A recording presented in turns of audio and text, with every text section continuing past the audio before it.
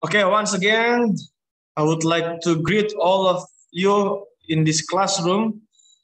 May God bless you, and may God give you a healthy body and good condition so you can join the class in the good condition.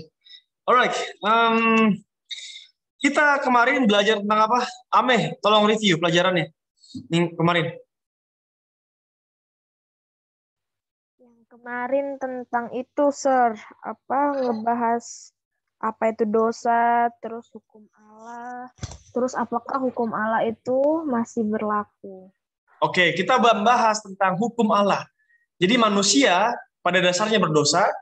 Manusia berdosa artinya pelanggaran terhadap hukum Allah. Berdasarkan 1 Yohanes 3 ayat 4. Yesus datang ke dunia supaya manusia nggak mati. Karena upah dosa ialah maut. Tetapi Yesus mengambil tempat manusia. Yesus mati bagi manusia. Dan Yesus menebus dosa manusia. Oleh karena Yesus telah menebus dosa manusia, manusia harusnya apa? Harus menghargai kematian Yesus dengan hidup di dalam Tuhan dan tidak hidup di dalam dosa. Dosa adalah pelanggaran terhadap hukum Allah. Dina kemana Dina? Dina keluar ya? Oke, never mind.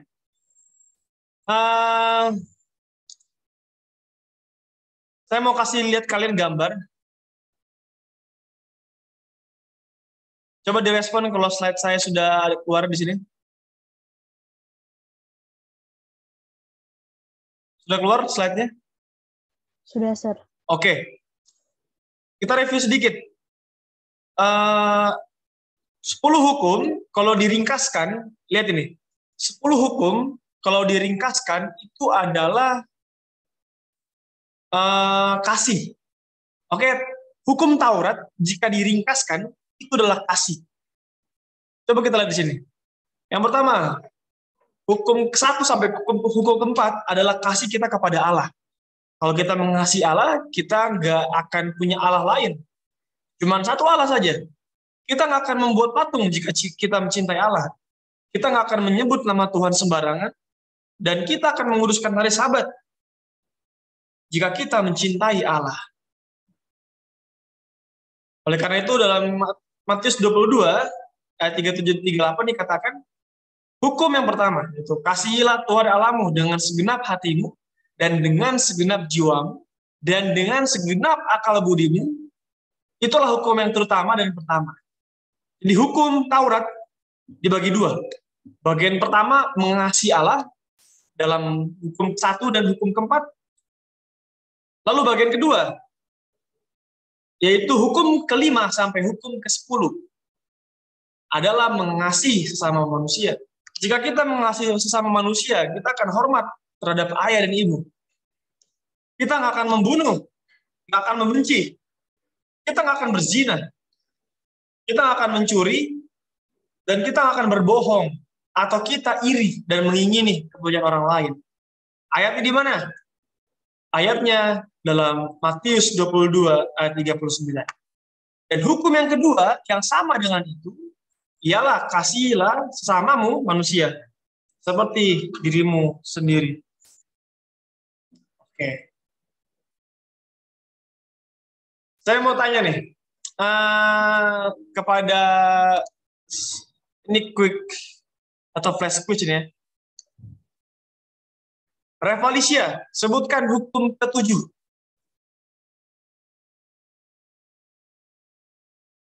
Revalicia. Are you with me? Iya, Sir.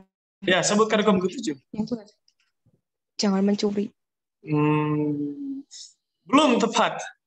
Deva, hukum ke-7.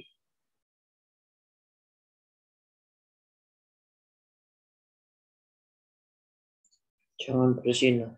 Jangan berzina. Bagaimana kalau misalnya saya sebut hukum ke-7 itu jangan berdusta, boleh nggak? Dan hukum ke-9 jangan berzina. Bisa nggak? Bisa nggak? Atau enggak, Rian, coba sebutkan hukum Tuhan yang pertama.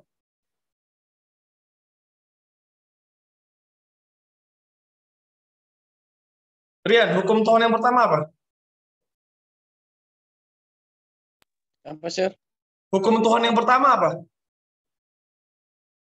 Jangan menyembah Allah lain di hadapanku. Jangan ada Allah lain di hadapanku. Bagaimana kalau hukum pertama itu saya bilang, hormatilah ayah dan ibumu. Dan hukum kelima, saya bikin jangan ada padamu Allah lain. Boleh nggak? Nggak bisa, Sir. Nggak bisa kan?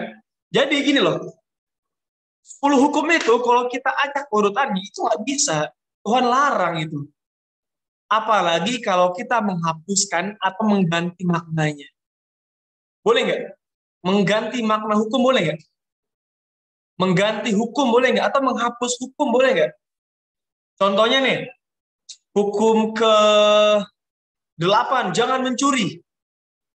Tapi saya ganti, boleh mencuri asal terdesak. Sama-sama jangan mencuri, tapi saya bilang jangan mencuri kecuali terdesak. Boleh nggak?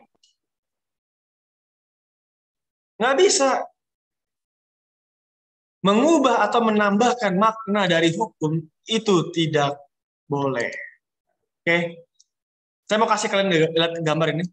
Ada yang ingat nggak peristiwa tahun 2020 ini? 2020 atau 2019 ini?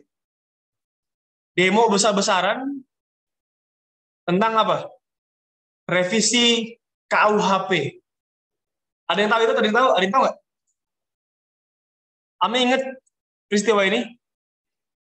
Ingat ya, jadi mahasiswa-mahasiswa menolak keras revisi. Apa itu revisi artinya? Apa itu revisi? Revisi artinya perubahan atau pembaharuan terhadap KUHP. KUHP ini adalah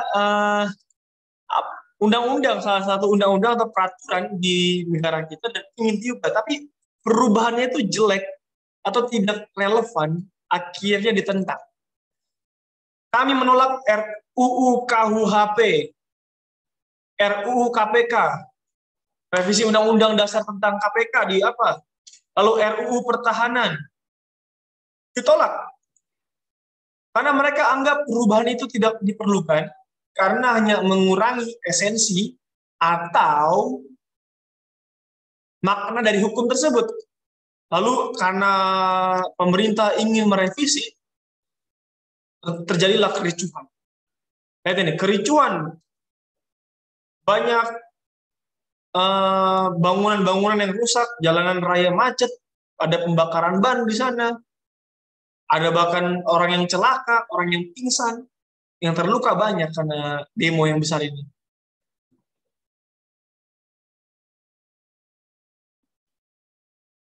Ngeri kan? Saya mau tanya nih, kalau undang-undang Indonesia saja, perundang-undangan atau hukum di Indonesia saja itu sulit untuk diubah, bagaimana dengan hukum Tuhan? Bisa nggak hukum Tuhan diubah? Bisa nggak? Coba ada yang bisa? Oh, Sir, bisa, Sir. Ingat ini. Hukum Tuhan adalah karakter Tuhan. Karakter Tuhan adalah kasih. Apakah Tuhan bisa mengubah karakternya? Bisa nggak? Nggak bisa. Tuhan itu tetap, Tuhan itu konsisten, oleh karena itu karakternya sempurna dan hukumnya sempurna. Nggak ada alasan Tuhan mengubah hukumnya. Karena hukumnya adalah kekal dan karakter Allah adalah kekal. Hukum Tuhan adalah karakter Tuhan. Pertanyaannya nih, apakah 10 hukum Taurat itu masih berlaku? Sir, udah dipalangkan di kayu salib. Wah, siapa bilang? Coba baca di Matius 5 ayat 17 dan 18. Coba dibaca ini. Karena aku berkata kepadamu, sesungguhnya selama belum lenyap langit dan bumi ini, satu huruf kecil atau satu titik pun tidak akan ditiadakan dari hukum Taurat sebelum semuanya terjadi. Gak akan ada yang dihapuskan dari hukum Taurat. Gak akan ada. Jadi Tuhan Yesus gak akan mengubah hukum Taurat. Kedatangan Tuhan Yesus tidak mengubah hukum Taurat. Kita kembali review lagi ya. Apa itu dosa? Dosa ialah pelanggaran terhadap hukum Allah. Hukum yang mana? Ya 10 hukum. Kalau kalian berdusta, kalian berdosa. Kalau kalian tidak menguduskan Sabat, kalian berdosa. Tetapi Tuhan bilang ini, kalau kalian mengasihi Yesus, kalian akan mengikuti perintah Yesus. Yohanes 14 ayat 15 dikatakan apa? Coba dibaca ini. Jikalau kamu mengasihi aku, kamu akan menuruti segala perintah. Perintah yang mana? Ya hukum-hukum Tuhan. Sir, bukannya kita kalau sudah ditebus hidup berdasarkan iman, bukan berdasarkan penurutan. Betul. Tetapi orang yang beriman akan menunjukkan imannya, kualitas imannya melalui perbuatan. Itu. Kalian nggak bisa bilang kalian beriman kepada Yesus, tapi kalian tato badan kalian, pakai narkoba, ngerokok, berantem, nggak bisa. Tapi kalian bisa bilang kalian ini beriman jika kalian melakukan tindakan-tindakan iman. Hasil dari iman adalah penuh penurutan. Percuma ngaku Kristen tapi kelakuannya kayak anak, istilahnya anak dajjal. Apa itu anak dajjal? Sering kan bilang, oh anak dajjal dasar. Itu hanya kiasan untuk menggambarkan anak ini nakal. Ya kan? Saya mau tanya nih ke kalian. Apakah Yesus menghapus hukum Taurat? Siapa yang ajarin Yesus menghapus hukum Taurat? Saya tanya nih, apakah Yesus menghapuskan hukum Taurat? Amin. Gimana, Amin? Kenapa, Sar? Yesus menghapus hukum Taurat atau tidak? Enggak, Sar. Kenapa? Kan istilahnya dia yang buat, masa dia juga yang hapuskan. Pasti ya dia menurutinya. Karena Yesus pun hidup di dunia juga sebagai contoh buat manusia bahwa dia bisa menuruti hukum Tuhan itu. Oke, betul. Yesus, saya suka jawabannya Amin. Yesus datang ke dunia untuk memberikan contoh bagaimana bisa menurut hukum Taurat dengan sempurna. Bukan untuk meniadakannya, bahkan Yesus pun menurut hukum Taurat.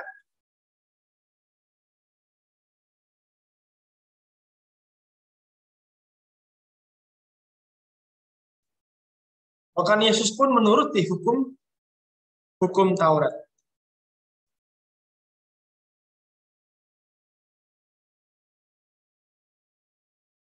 Apakah hukum Taurat masih berlaku?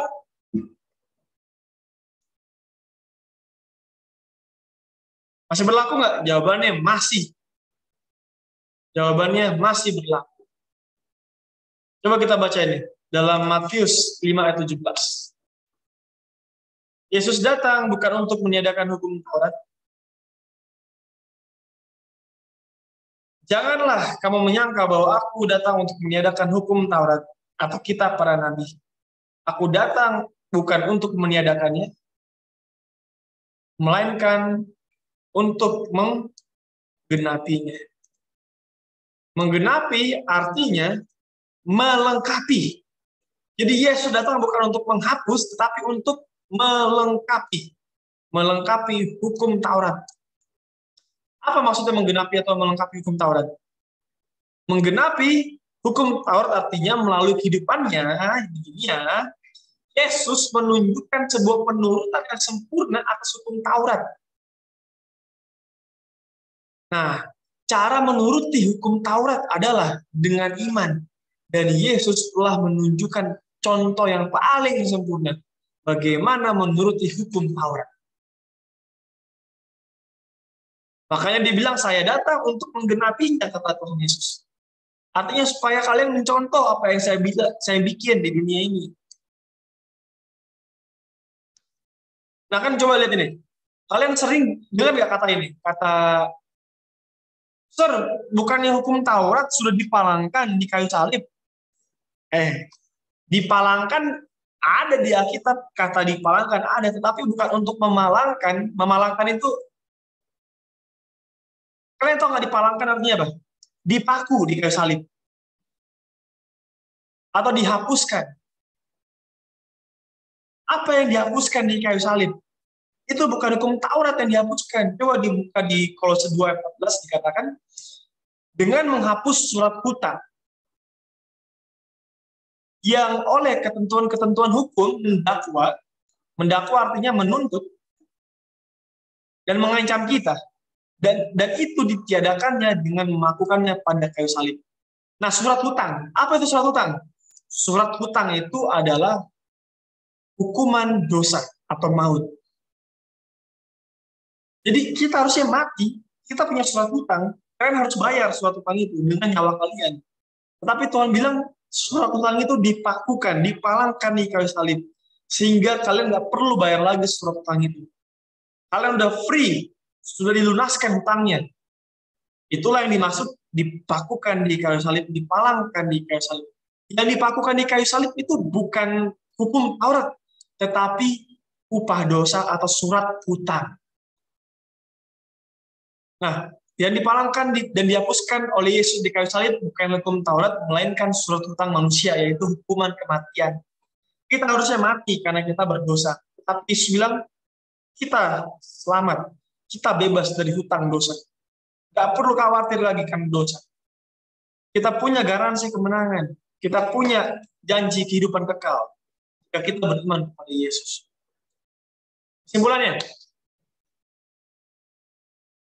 Kesimpulannya, dalam kehidupannya, Tuhan Yesus memberikan teladan yang sempurna dalam penurutan kepada hukum-hukum Allah. Jadi ketika Yesus di dunia, Yesus pun menurut hukum Allah. Yesus saja menuruti Allah dan hukumnya, bagaimana dengan kita manusia? Kita harus menuruti Allah lebih lagi. Karena kita manusia. Manusia dapat menuruti hukum Allah dengan sempurna melalui apa? Melalui iman kepada Allah dan pertolongan dari Tuhan. Kita bisa menurut kalau kita beriman dan ditolong oleh Allah. Kita bisa. Karena Tuhan memberikan kekuatan. Makanya kalau kita bingung, Tuhan kenapa saya ini selalu berdosa? Tuhan kenapa saya ini gagal terus? Ya mungkin karena kita belum nurut sama Tuhan, belum mau beriman sama Tuhan, belum mau datang kepada Tuhan, belum menerima kuasa dari Tuhan. Kalau kita menerima kuasa itu, kita akan disanggupkan untuk menurut. Itulah kesimpulan kita, pelajaran kita pada hari ini.